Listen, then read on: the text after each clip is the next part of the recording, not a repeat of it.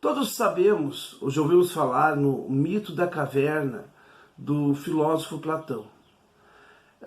Essa parábola é contada, né, num dos seus livros, livro chamado República, em que Platão faz uma análise, né, vamos dizer assim, figurativa, sobre a questão da alienação, sobre a questão de como o ser humano consegue se fechar em si, né, e viver uma realidade paralela à realidade do mundo como um todo.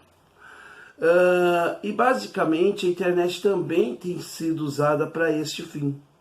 Muito embora a internet tenha aberto os espaços para amplas discussões, tem trazido inovações, tem facilitado o conhecimento, porque ela não é um fim, ela é um meio, ela facilita o conhecimento, ela também tem facilitado a ignorância, ela também tem nas suas páginas, nos seus grupos, fomentado as teorias de conspirações, as teorias que não nos levam a lugar algum. Ela tem nos fomentado através das redes sociais os comportamentos mais esdrúxulos possíveis, né? Enfim, a internet ela é um meio.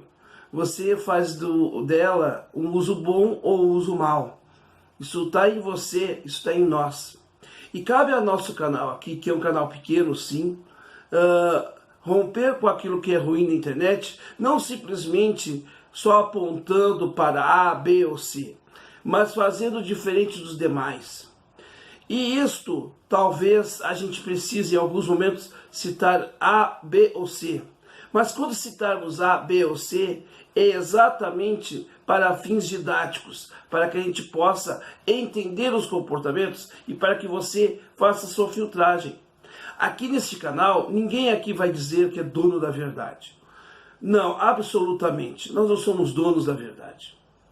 Nós não queremos dizer que as nossas teorias ou as nossas ideias são o final de tudo. E aí, portanto, você deve segui-las à risca. Absolutamente. O que nós temos que fazer é usar a capacidade de raciocínio.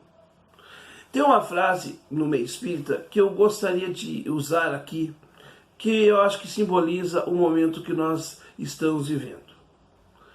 Allan Kardec, no século XIX, dizia o seguinte: fé inabalável só é aquela que encara a razão frente a frente em todas as épocas da humanidade.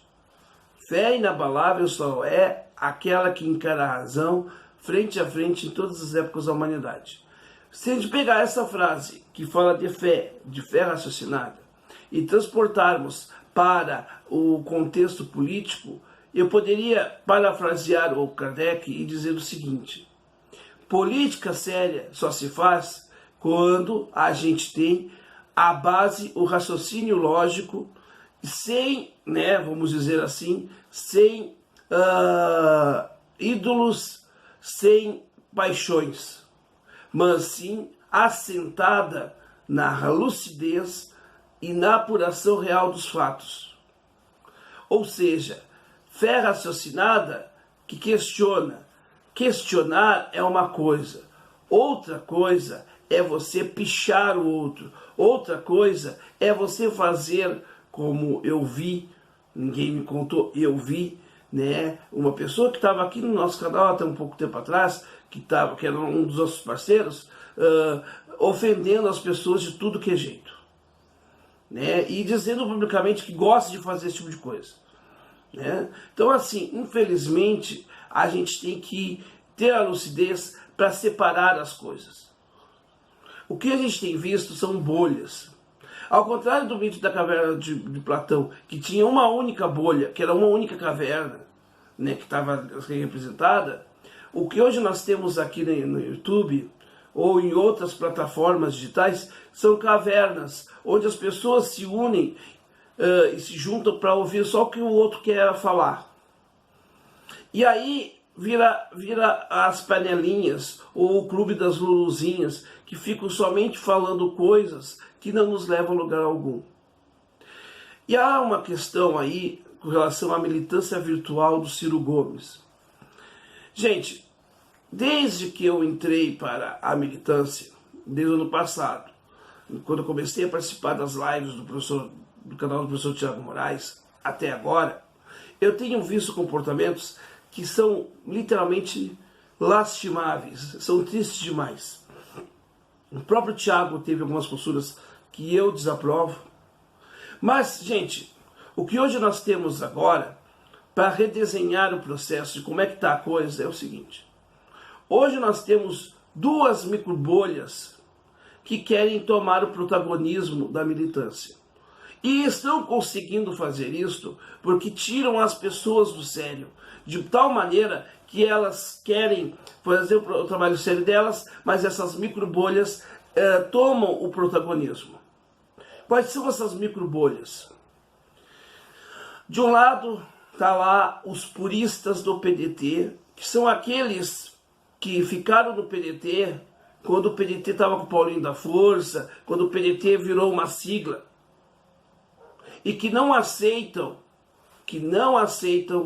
a liderança nova do Ciro Gomes. Porém, eles não têm nenhuma alternativa ao Ciro, porque eles dizem que tem que trabalhar, que tem que defender o trabalhismo raiz.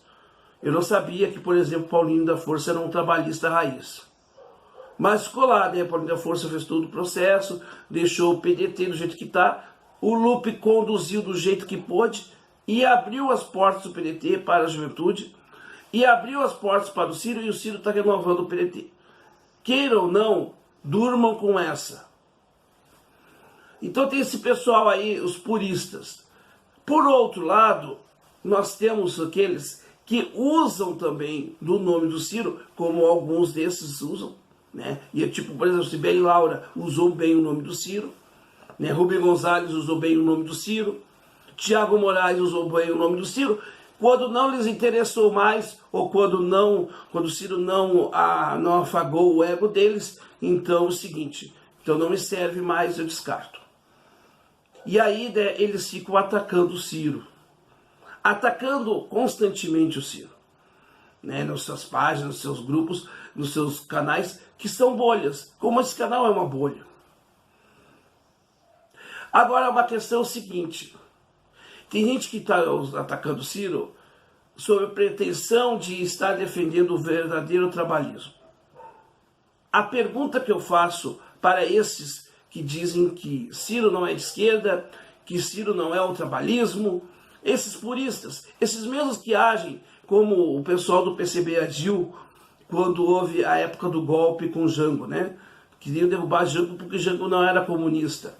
A pergunta que eu faço é a seguinte: qual é a alternativa a Ciro Gomes? Vocês têm? Quem é? Qual o nome? Qual o quadro? Me dá o nome, me dá o quadro. Vocês, se tiverem essa resposta, eu gostaria muito de ouvir.